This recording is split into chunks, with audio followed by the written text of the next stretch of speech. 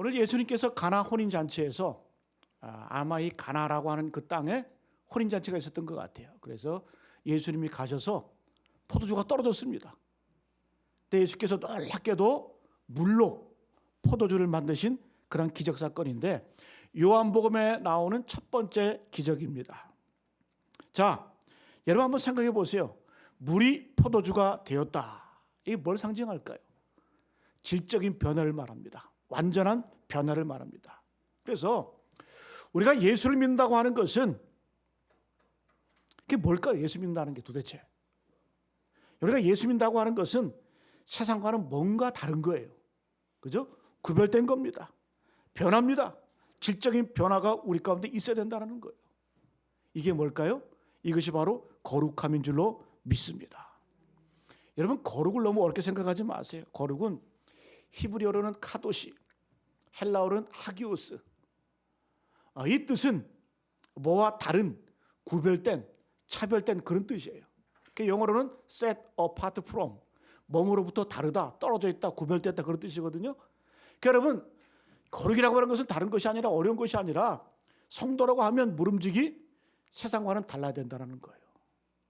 지금 이 자리에 앉아 있으면서 내가 세상 사람과 똑같이 생각하고 똑같은 가치관으로 살아간다면 과연 내 안에 예수가 있는가? 나는 예수를 믿는 사람인가? 고민을 해봐야 된다는 겁니다. 여러분, 예수 믿으면 분명한 변화가 있습니다. 물이 포도주가 되듯이 변화가 있어야 돼요. 변화, 질적인 변화.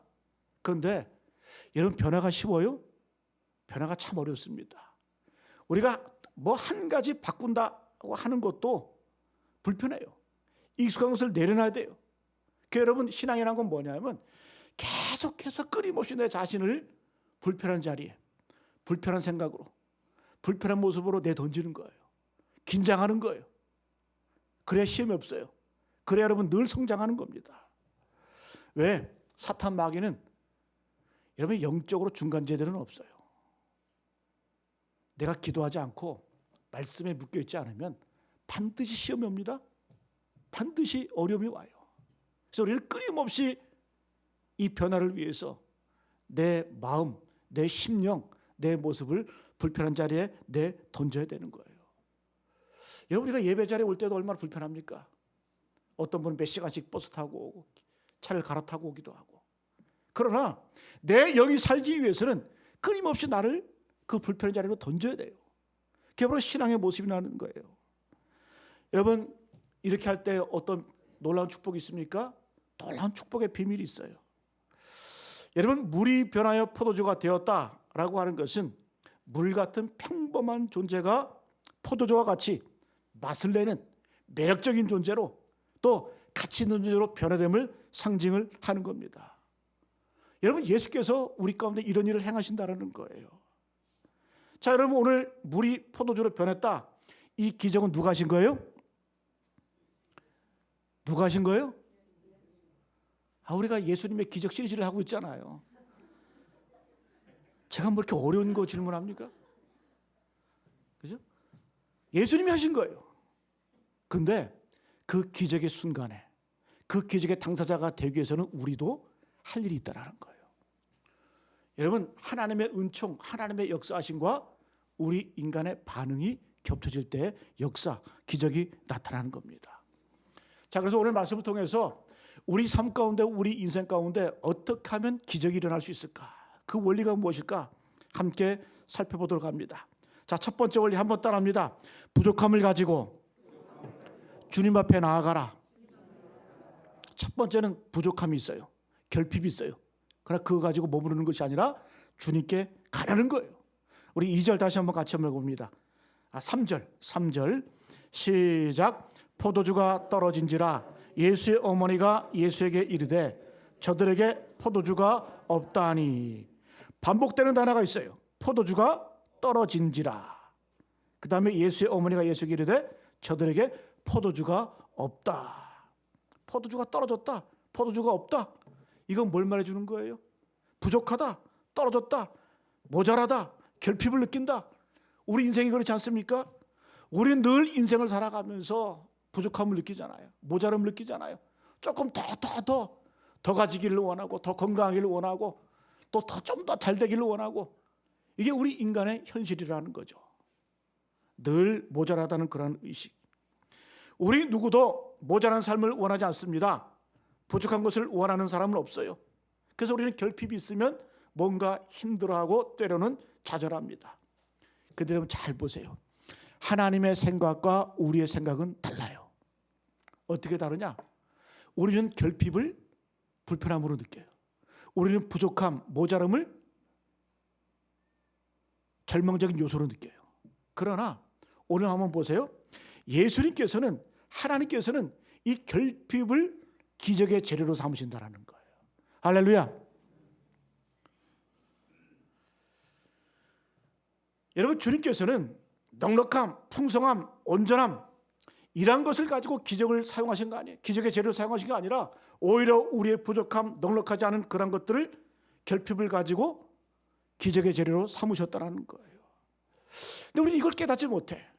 내가 건강의 결핍이 있고 물질의 결핍이 있고 또 많은 인생 가운데 뭔가 부족함을 느낄 때 우리는 힘들어하잖아요. 그런데 여러분, 우리 눈을 들어 잠깐 한번 보세요. 성경의 모든 기적이 다 어떻게 일어났어요? 부족함을 통해서 기적이 나타났어요. 예수님께서 그 사람의 결핍을 이용하셔서 기적을 만들어내셨다는 거예요. 그래서 우리가 결핍을 느끼는 게 참 중요해요.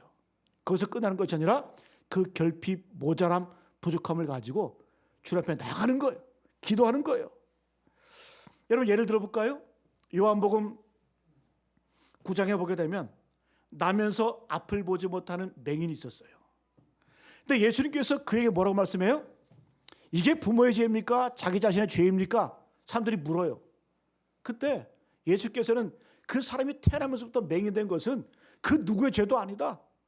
그 자신의 죄도 아니고 그 부모의 죄도 아니다. 주님 뭐라고 말씀합니까? 그에게 하나님이 하시는 일을 나타내고자 함이라. 기적을 보여주기 위해서 주님께서 이 사람이 맹인되었다고 말씀하시는 거예요. 여러분, 앞이 안 보인다는 건 뭡니까? 앞이 안 보인다고 하는 것은 건강의 결핍이죠. 그죠? 근데 주님께서는 그 결핍을 어떻게 해요?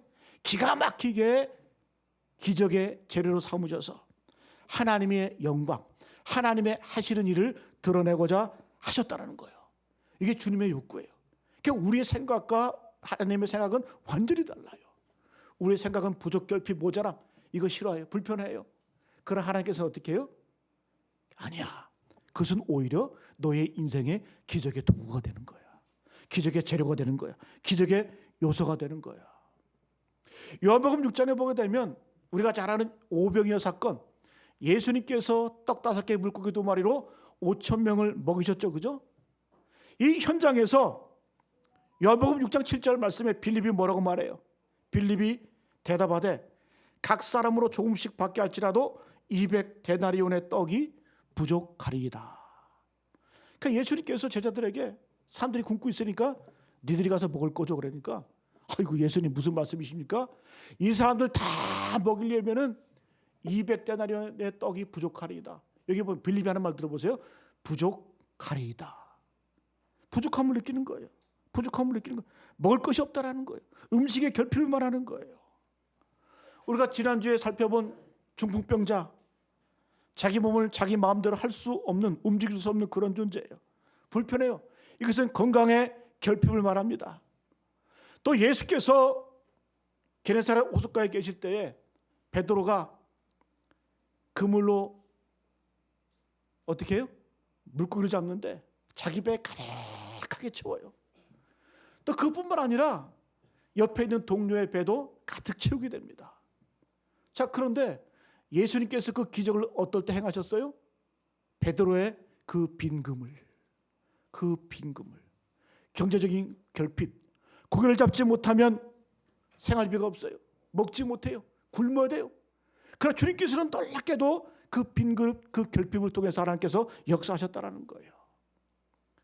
삭개오 볼까요? 삭개오 부족함이 있었죠. 그리고 키가 작았어요.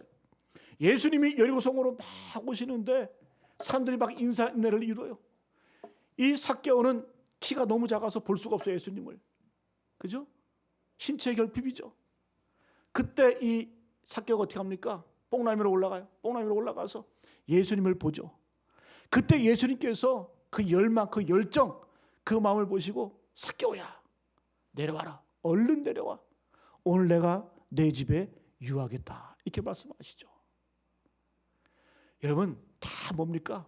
결핍, 부족함, 모자람을 통해서 하나님이 역사하셨고 예수님의 기적이 일어난 줄로 믿습니다. 할렐루야. 여러분 그러므로 잘 보시면 예수님께서 일으켰던 그 기적의 재료 한 가지 공통점이 있어요. 그것은 뭐예요? 주님은 완벽하고 준비되고 넉넉한 곳에 당신이 계획하셨던 영광을 드러내지 않고 오히려 부족하고 모자라고 결핍되어 있는 그 상태의 사람들을 찾아가서 어떻게 해요? 그것을 기적의 재료로 삼으셔서 기적을 만들어 내셨다는 거예요. 그러므로 여러분 내게 병이 있어요? 적어도 병이 고쳐지고 나서 우리는 기적을 봤다고 말하잖아요. 내 병이 고쳐져야 기적을 봤다고 말하잖아요. 그러나 병든 것부터가 기적임을 믿으시길 바랍니다. 부족함이 뭐다? 기적의 시작이다. 그 모자람 속에, 그 질병 속에 하나님께서는 당신의 놀라운 기적의 재료, 기적의 가능성을 숨겨 놓으신 겁니다.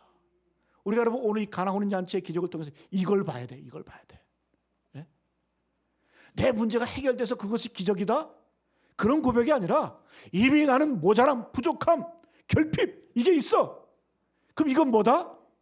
예수님의 기적의 재료라는 거예요. 기적의 도구라는 거예요. 기적의 요소라는 거예요. 기적의 단초가 된다는 겁니다. 여러분 오늘 예수님께서 우리에게 주신 말씀 바로 이거예요. 눈이 열리라는 거예요. 이것을 보는 믿음의 눈이 열리시길 간절히 축복합니다. 근데 문제는 뭐예요? 사람들은 이 부족함 때문에 망해요. 결핍 때문에 망해요. 반면에 이 결핍을 극복하고 이 부족함을 딛고 일어서서 기적을 경험하는 사람들이 있어요. 우리가 여러분 가정에서 볼 때 어때요? 남편을 봐도 부족해요. 아내를 봐도 부족해. 자식을 봐도 부족함이 넘쳐나. 우리 가정에 눈만 조금만 돌려도 온 천지가 다 결핍이에요. 모자라. 그러나 여러분 주님께서는 이 모든 것들을 통해서 어떻게 해요? 기적을 일으키시는 재료로 만드신다는 거예요. 여러분가 성경을 바라볼 때 남 얘기로 보니까 내게 기적이 없는 거예요.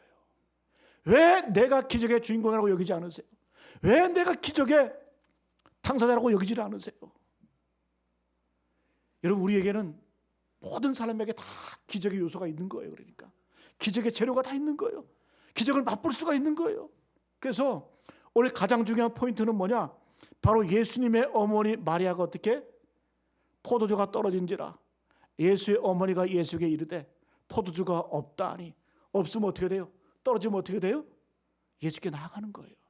예수님 앞에 나아가는 거예요. 그 부족함을 가지고 아뢰는 거예요. 기도하는 거예요. 간구하는 거예요. 여러분 첫 번째 기적의 첫 번째 원리 단계는 뭘까요? 부족함이 있어요. 결핍이 있어요. 모자람이 있어요. 어떡하라? 주님께 나아가라. 주님을 믿으라. 이게 믿음인 거예요. 이게 믿음. 그러면 나아가는 것으로 끝나냐? 그거 아니에요. 더 나아가서 한번 따라합니다. 기적은 책임의식으로부터 시작된다. 기적의 원리 두 번째, 기적은 책임의식으로부터 시작됩니다. 여러분 3절 5절 한번 읽어볼까요? 먼저 3절부터 시작. 포도주가 떨어진지라 예수의 어머니가 예수에게 이르되 저들에게 포도주가 없다 하니. 5절로 넘어가세요. 5절 시작. 그의 어머니가 그대로 하라 하니라. 예수의 어머니가 두 번 나오죠. 그죠? 예수의 어머니가 먼저 어떻게 합니까? 예수에게 가서 포도주가 없습니다. 포도주가 떨어졌습니다. 이렇게 부족함을 가지고 나아가는 거예요. 그 다음에 5절 보니까 그의 어머니, 예수의 어머니가 어떻게?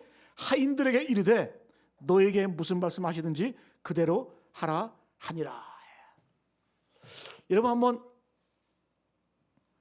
그 당시의 상황을 한번 보세요. 잔치가 벌려져요. 결혼잔치예요. 이 유대지방에서 잔치할 때 가장 중요한 요소가 뭐냐? 포도주예요. 포도주. 근데 포도주가 없어. 떨어졌어. 어찌 보면 공통적인 의미에서 혼인잔치에서 준비를 소홀히 한 거예요. 준비가 되지 않은 거예요.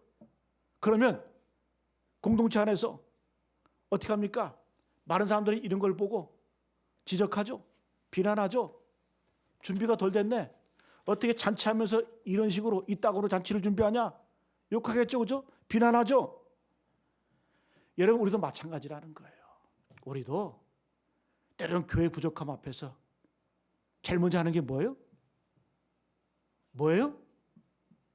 책임의식을 가져요? 저는 그런 것 같지 않아요. 먼저 지적해. 먼저 비난해. 먼저 판단해. 그래 기적이 없는 거예요.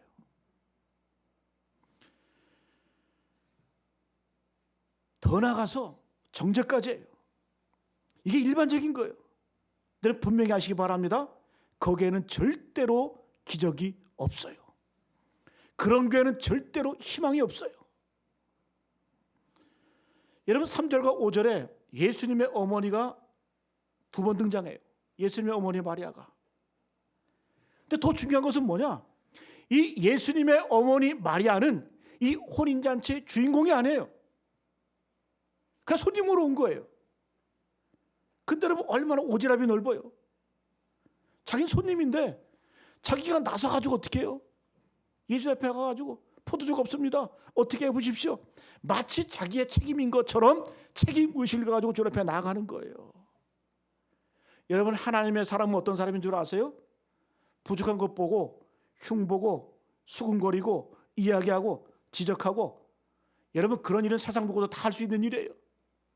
그러나 하나님의 사람은 그걸 보고 책임의식을 갖는 거예요. 내 책임도 아닌데 나의 책임으로 알고 어떻게 해요?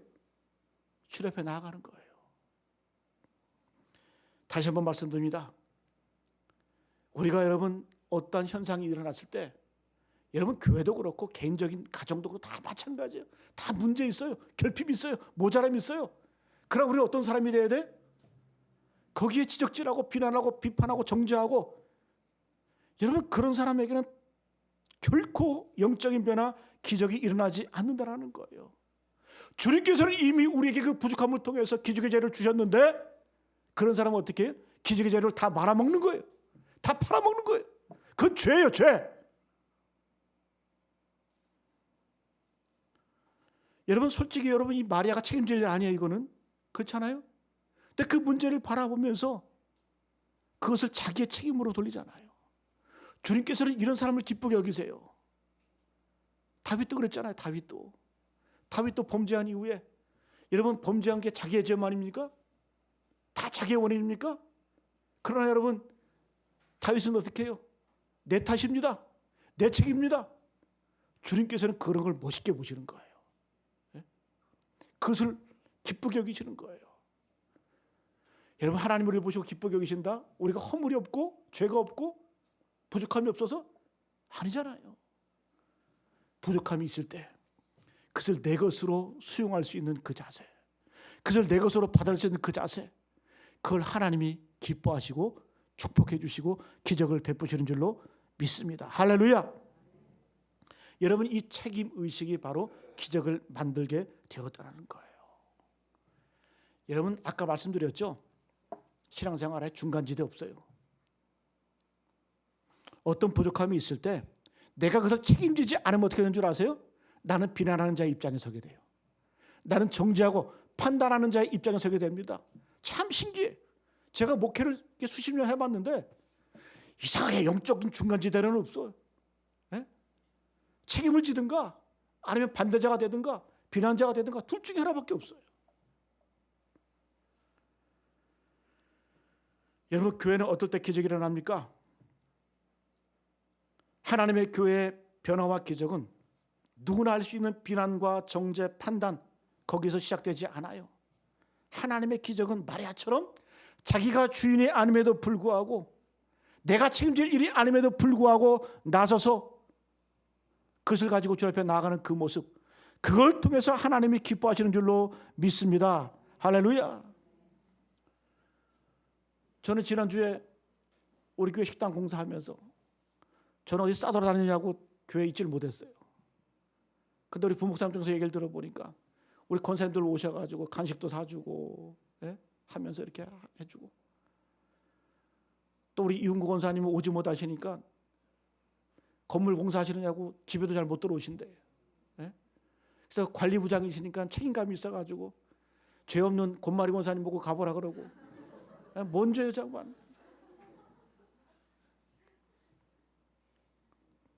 다 뭐 때문에 그래요? 책임의식 때문에, 책임의식 때문에, 책임감 때문에 그래요. 예? 하나님이 그 마음으로도 기뻐하시는 거예요. 그 마음을 하나님께서 기쁘게 여기시는 겁니다.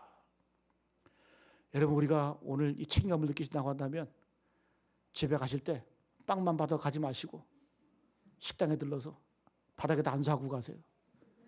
하나님, 공사 잘 돼서, 마무리 잘 돼서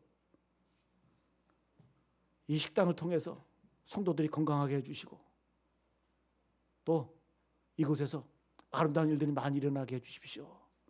여러분, 이런 기도가 있어야 될 줄로 믿습니다. 할렐루야. 우리 최창규 집사님 일하시면서 제가 옆에서 보니까 얼마나 깔끔하게 정리정돈 하시고 깔끔하게 잘 마무리하시는지, 마치 자기 집처럼, 자기 일처럼 이렇게 일하시더라고요. 네? 이게 다 책임의식 아닙니까? 이런 걸 통해서 하나님의 교회는 더욱더 성장하고 하나님께 교회는 아름답게 세워져 가는 줄로 믿습니다. 오병의 기적 가운데 예수께서 뭐라고 말씀하셨어요? 제자들에게 너희가 먹을 것을 주라, 이렇게 말씀하셨잖아요. 그러면 잘 생각해 보세요. 제자들이 떡을 줄 수 있는 능력이 있어요, 없어요?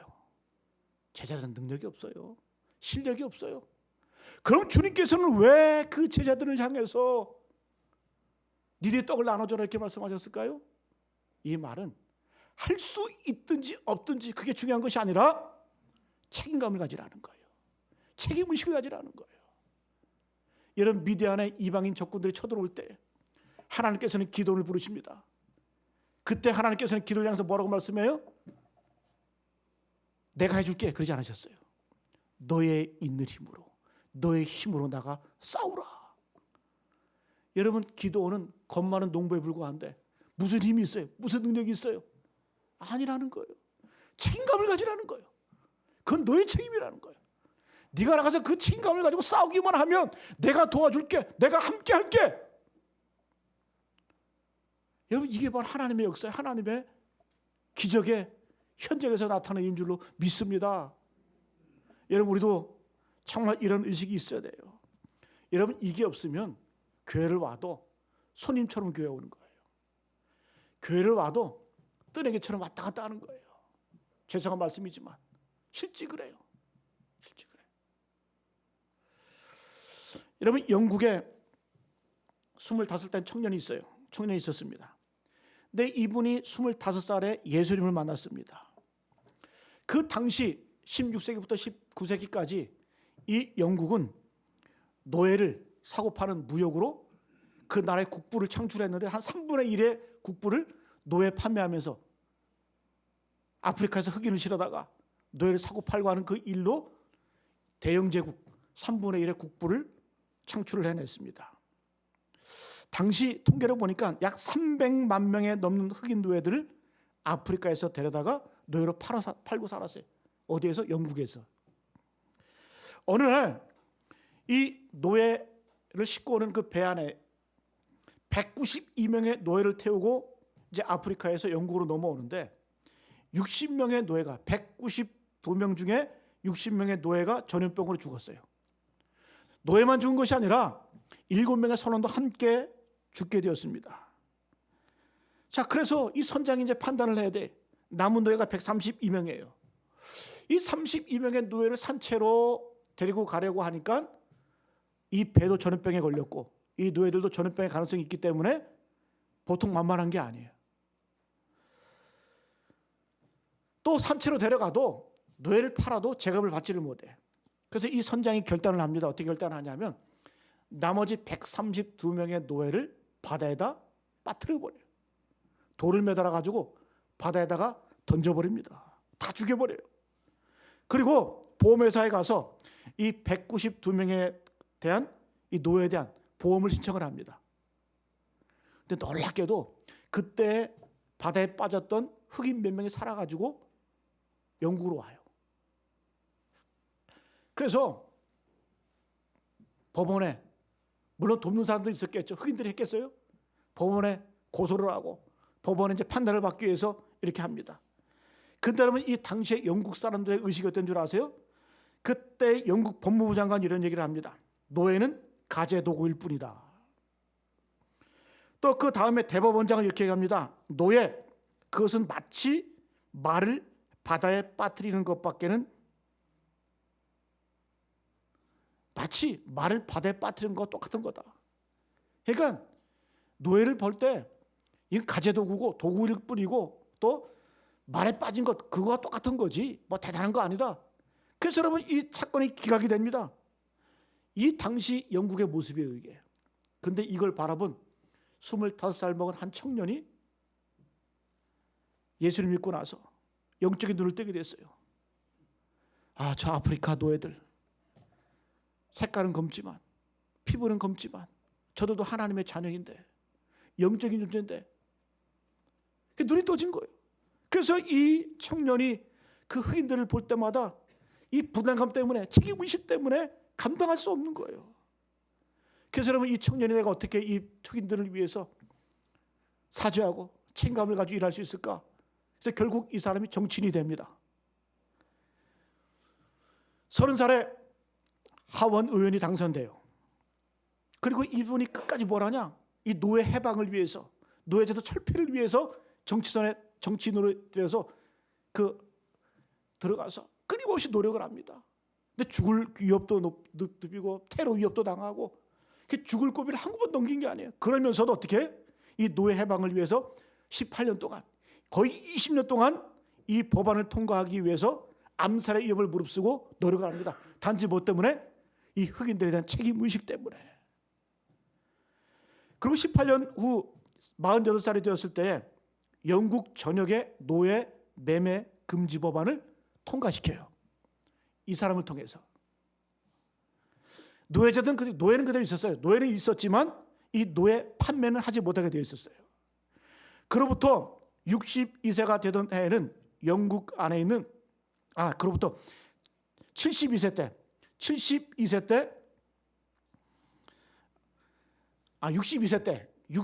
때 노예제도가 영국 안에서 완전히 철폐가 됩니다. 노예 해방을 이래.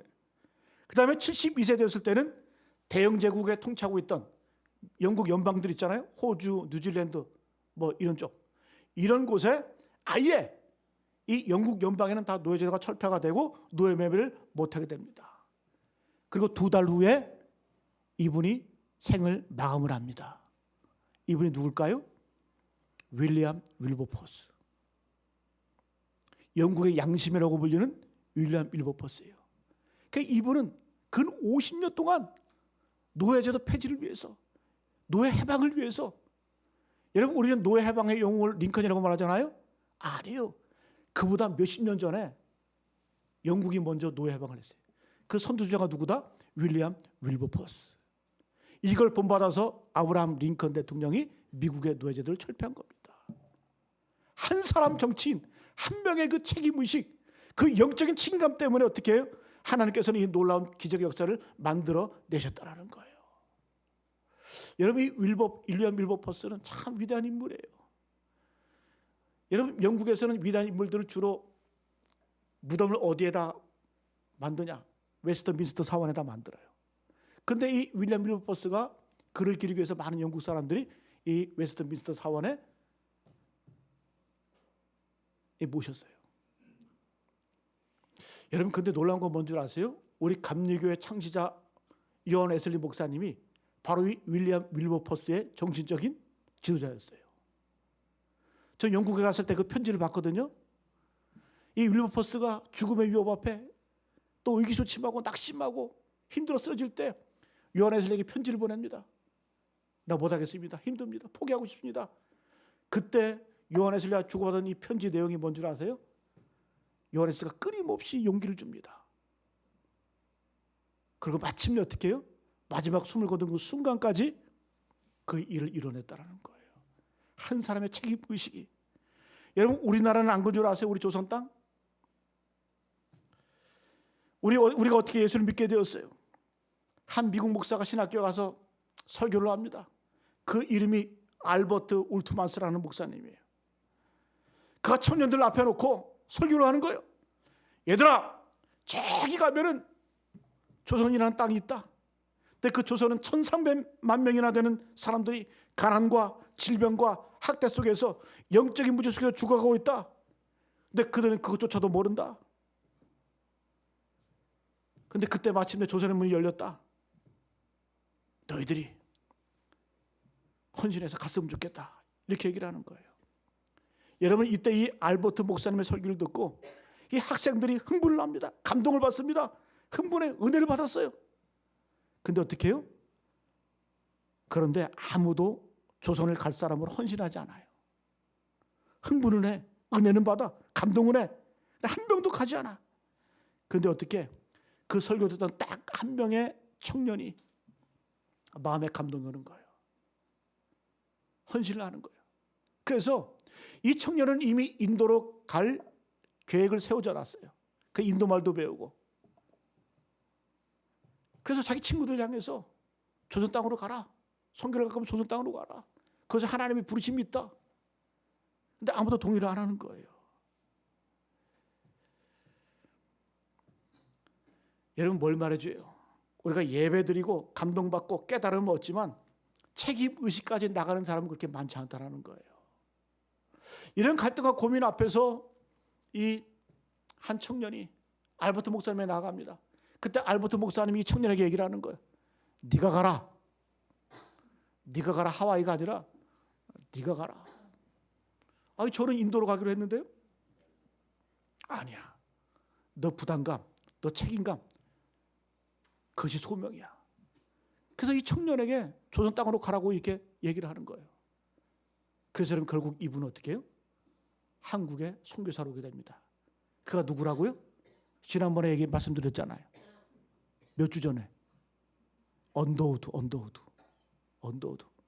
우리 감리교 선교사 알펜젤러와 함께 왔던 분이 바로 이 언더우드. 이런 과정을 통해서 오게 되었다는 거예요.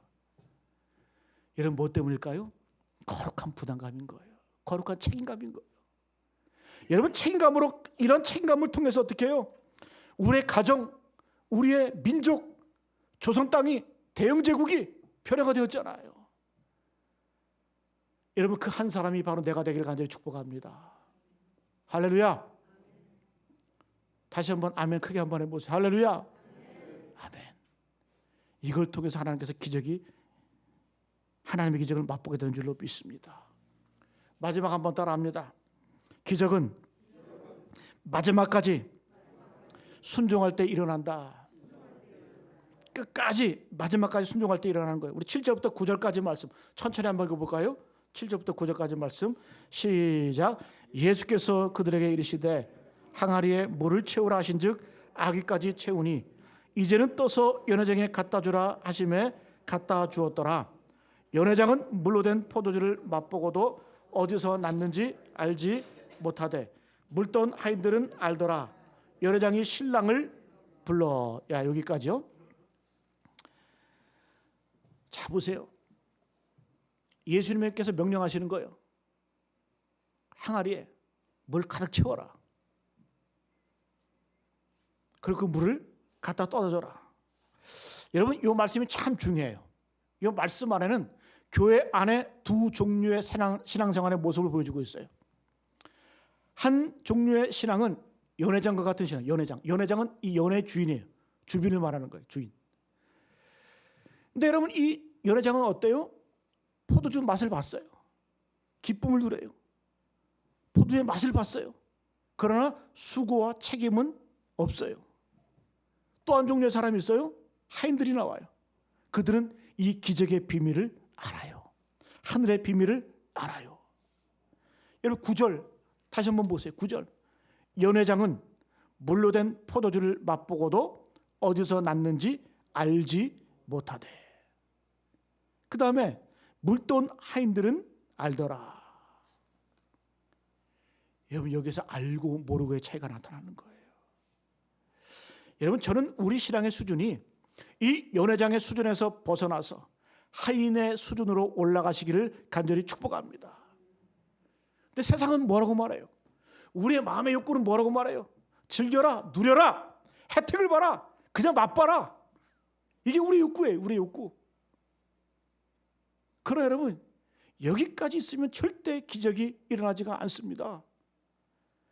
여러분, 이런 현상은 바로 예수님을 따르는 수많은 무리가 그랬어요. 수많은 무리들은 먹고 배불렀어요. 고침을 받았어요. 기쁘고 즐겁고 감동이었어요. 그러나 뭐예요? 거기서 끝이었어요. 그래서 제자들은 달라요. 제자들은 거기서 끝난 것이 아니라 십자가까지 달려가는, 십자가를 지는 그 제자들의 모습이 바로 이런 모습이라는 거예요. 여러분, 오늘 본문 마지막까지 순종할 때 기적이 일어났어요. 예수께서 뭐라고 명령하셨어요? 물을 갖다가 항아리에 아기까지 채워라. 이 항아리는 어떤 항아리냐면 정결 예식을 위해서 사람들이 밖에다가 들어오면 손을 닦는 거예요. 손을 닦는 것. 그런 항아리예요. 근데 예수께서는 거기에다가 포도주도 아니고 가죽 부대도 아니고 그냥 항아리에다가 물을 가득 따오라는 거예요. 그것도 아기까지 담그라는 거예요. 그래도 여기까지는 순종이 가능해요. 뭐 그게 뭐 어려운 일이겠어요? 물 담는 게. 그러나 그 다음은 진짜 어려워요. 그걸 떠다가 어떻게 해요? 연회장에게 갖다 줘라. 하인들에게. 여러분들이 하인이라면 어떻게 했을까? 물 떠다 주면 맞아 죽어요. 장난하는 거냐고, 농담하는 거냐고, 하인 주제. 그러면 하인들은 어떻게 해요? 끝까지 순종하는 거죠. 어찌 보면 예수님의 말씀은 비합리, 비상식이에요. 그 하인들은 어떻게 해요? 끝까지 순종했을 때 그 기적의 당사자가 된 거예요. 그 기적의 현장에 있게 된 거예요. 그 기적을 스스로 경험하게 된 거예요. 그러나 그 떠온 포도주만 먹던 사람들은 몰라. 그 기적에 소외된 사람들이에요. 하나님의 역사에서 떨어져 나간 사람이에요. 여러분, 이 두 부류를 봤을 때 한 잔치 안에 있는 거예요. 그러나 거기에는 엄청난 차이가 있는 거예요. 엄청난 결과가 있는 거예요. 한 부류는 알아요. 하늘의 비밀을 경험했어요. 하늘의 비밀을 깨달았어요.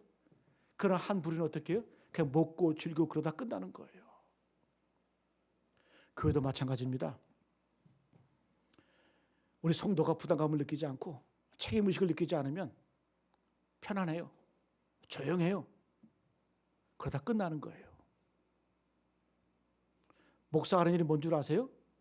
여러분들 끊임없이 갈등하게 만드는 거예요. 끊임없이 여러분들을 불편하게 만드는 거예요. 힘들게 만드는 거예요. 그걸 못 견디고 떨어지면